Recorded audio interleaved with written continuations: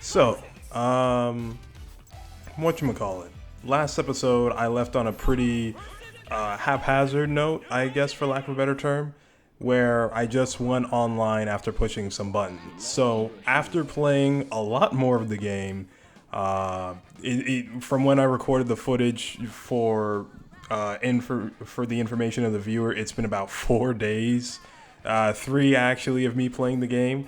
So in that time span, I got a lot more familiar with Marvel vs. Capcom, a lot more familiar with teams and things of that nature, as well as what makes teams good and what makes teams not so good. So with that being said, I'm just going to pick the original team that I played in the first video, and I want to go over a couple things that I noticed along the way of playing it. So, needless to say, this team is not good. I thought that the concept of it would have been decent due to the fact that Gambit is kind of a zoner, right? Well, not kind of a zoner. He can just play the whole zoning game very well. And in this game, having anti-air assists are really good due to the fact that they are extremely invincible. In fact, just so I'm not talking into the wind here.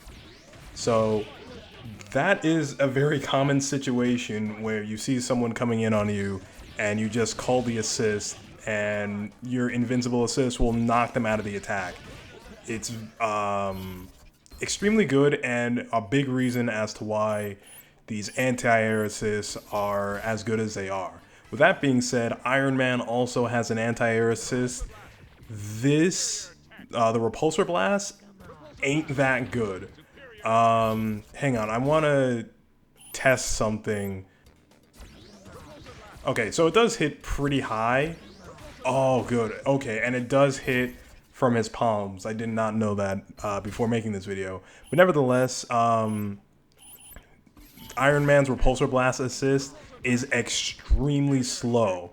And in a game as fast as Marvel vs. Capcom 2, that's not the words you want to say for any assist. It's good because the range it covers is ridiculous, but in my personal testings with Gambit, I felt that this assist definitely fell short of what I desired. In addition to that, playing Iron Man himself is a bit on the technical side because you have to be ready for literally any hit. As far as I can tell, just about any hit Iron Man gets can go into the infinite, but whatchamacallit, the hits themselves are pretty particular.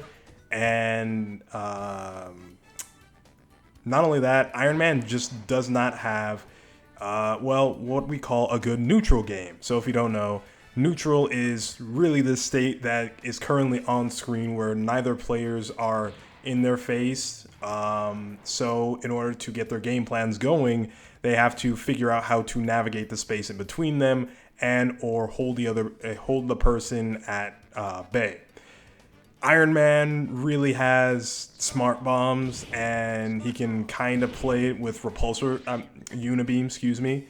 And that's really it. You kind of just have to figure it out from there with Heavy Punch and with Flight. And while I do believe that I have the potential to play Iron Man at some capacity, I think for just the learning the early curve that I'm in, I'd rather play something a lot simpler and get the feel of the game from there.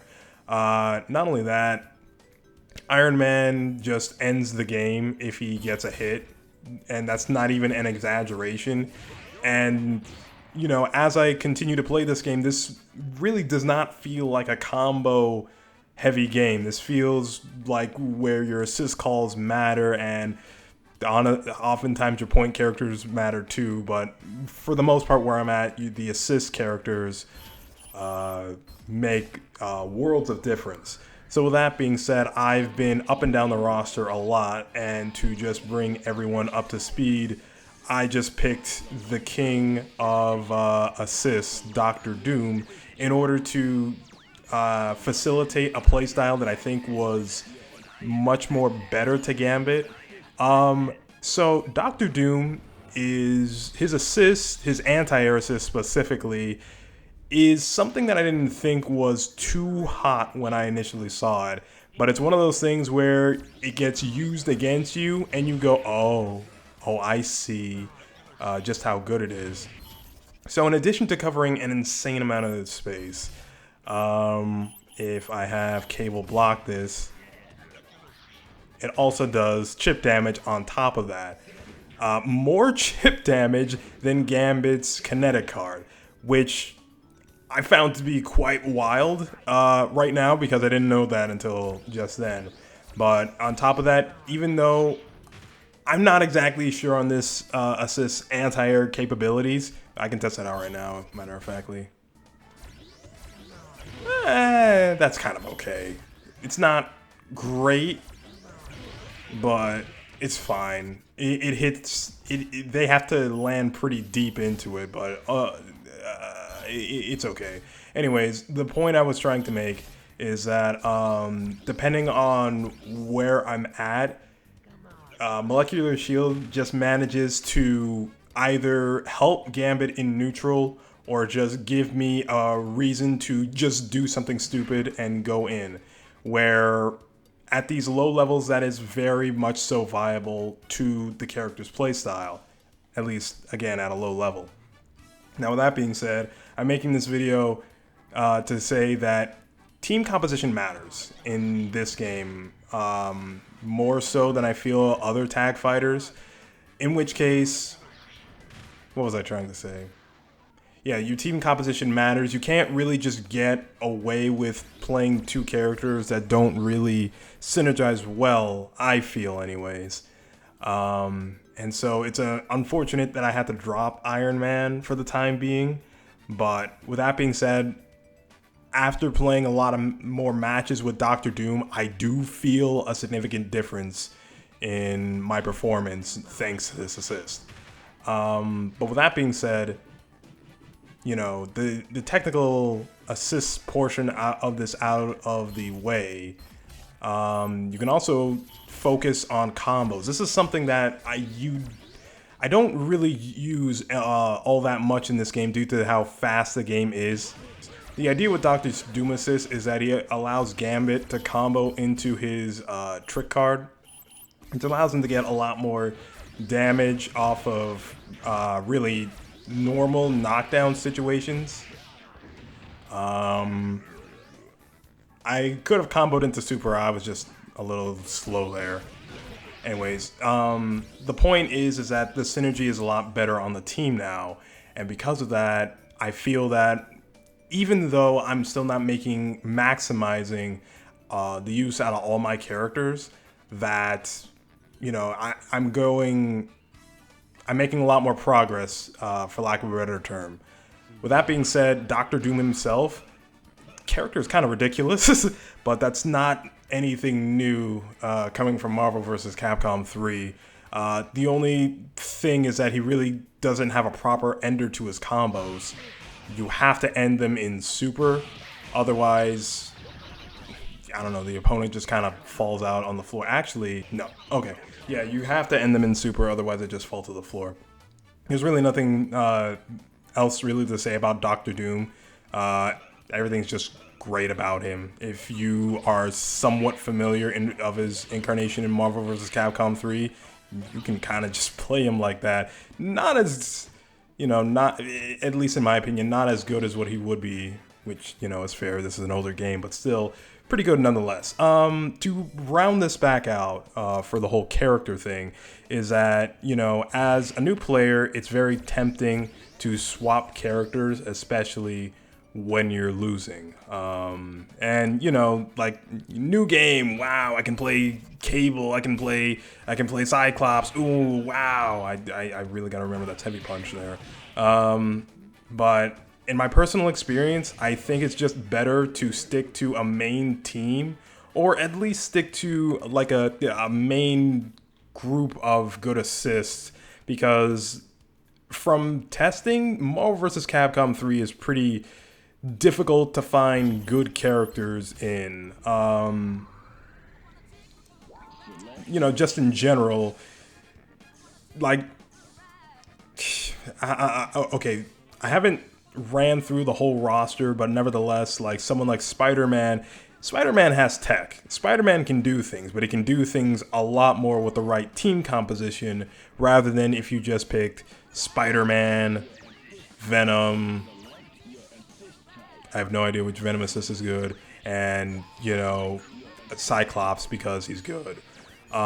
It's kind of unfortunate, but it is the name of the game because this game is very much so older than most of the more modern fighting games where you can just play anyone you would like. And because of that, I just, even though I myself am relatively new, well, not relatively new, I am new to the game, it's just, in my head, much better for people to just stick with a team, even if this is your team, even if it's Spider-Man, Venom, Cyclops, not Captain America, just stick with them. Because in the long run, the familiarity is going to serve you much better than, just picking a bunch of characters and not really staying on point with whatever they're trying to do. Because there will be, some situations like right here, Venom's his 3 heavy is his launcher, and that's a very specific angle. Funnily enough, all characters on this team have that exact same launcher angle from 3 heavy, including Cyclops. That's not Cyclops. That's Cyclops. Yeah, they have that exact same launcher. So in most cases, it can be used as an anti-air, except Cyclops, because his head doesn't hit above his head.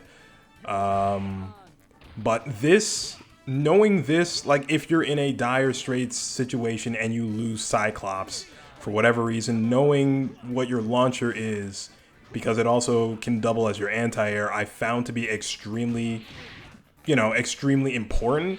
And if you are constantly switching characters who don't have the same launch buttons, not only to mention like the same tools, because Cyclops is the only character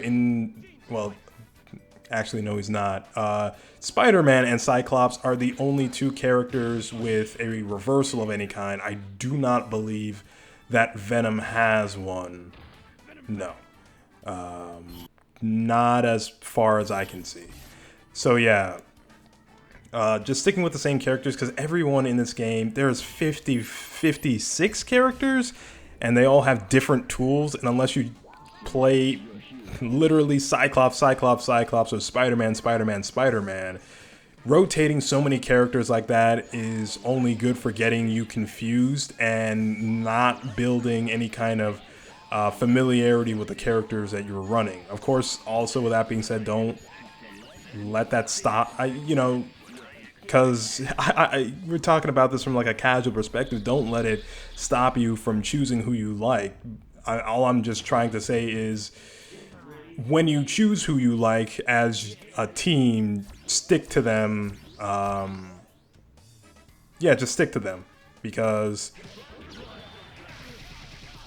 the familiarity you gain with these characters is more beneficial to you than anything else. So something else that I wanted to mention in this video was actually about Cyclops. So initially I actually moved away from Cyclops because, I don't know, I was just weirded out by him and I wasn't really feeling him. He wasn't initially a character that I really wanted to play. He was just an assist that I decided to slap on the team. But taking Cyclops out and putting in Psylocke, who technically is, not exactly about the same. I ended up realizing that I made a really big mistake with Cyclops. First and foremost, I was having a really difficult time specifically with his anti-airs. With his 3 heavy, it was an insanely fast button, but I didn't realize it at the time because I'm so used to hitting anti-airs preemptively I didn't realize that basically I could wait for my opponent to get in breathing distance of me and then use 3 heavy. So with that being said, in dropping Cyclops, I ended up realizing how big of a mistake it was for me to drop him, because in switching around so many characters, I ended up not gelling, or rather, I ended up, what's the word I'm looking for here? I ended up not building a solid foundation of a playstyle with my anchor slash assist character. And because of that, it really did bite me in the butt in certain matchups, or rather in certain games, not so much matchups, because whenever Cyclops would come in, or rather Psylocke now, I don't now know how to play this character because I switched them to someone else. So I made the decision to bring Scott back on the team and just say, screw it, I'm just gonna play Cyclops. I don't really care how much I love this character or how much I dislike this character. I'm just going to play him. And in getting that familiarity, it definitely ended up showing, even though I'm not doing the most outrageously, complex combos, I'm managing, simply just to get the hit and close out a character when Cyclops comes in is huge. And that genuinely made the world of difference in some of my matches, because instead of having 2 characters and, an assist, now it's 3 characters and one just happens to be the assist. That is the difference between rotating around characters, rotating around characters and not sticking to someone and improving, versus, well, what I just mentioned there. Anyways,